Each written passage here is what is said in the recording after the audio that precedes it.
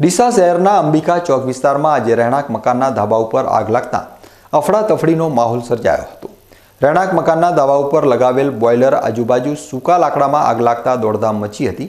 બનાવની જાણ થતાં ડીસા નગરપાલિકાની ફાયર ફાઇટરની ટીમે કલાકોની જહેમત બાદ આગને કાબૂમાં લીધી હતી। ડીસા શહેરના અંબિકા ચોક વિસ્તાર પાસે રખેવાળ પ્રેસની સામે આવેલ રહેણાંક મકાનના ધાબા ઉપર આજે આગની ઘટના બની હતી। રખેવાળ પ્રેસની સામે રહેતા જસવંતસિંહ સુરેન્દ્રસિંહ ચૌહાણ પોતાના પરિવાર સાથે ઘરે હતા।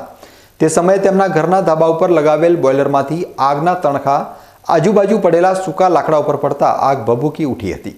જોતજોતામાં આગે વિકરાળ સ્વરૂપ ધારણ કરી લેતા આજુબાજુના લોકો આગને બુઝાવવા માટે ધાબા ઉપર પહોંચી ગયા હતા, પરંતુ આગે વિકરાળ સ્વરૂપ ધારણ કરી લેતા આજુબાજુના લોકોએ ડીસા નગરપાલિકાની ફાયર ફાઇટર ટીમને બોલાવી હતી। ફાયર બ્રિગેડની ટીમે પાણીનો મારો ચલાવી આગને કાબૂમાં લીધી હતી। આ સમગ્ર ઘટનામાં કોઈ મોટું નુકસાન થયું ન હતું, પરંતુ ધાબા ઉપર ફિટ કરેલ બોઇલર આજુબાજુ પડેલા સૂકા લાકડા બળીને ખાખ થઈ ગયા છે।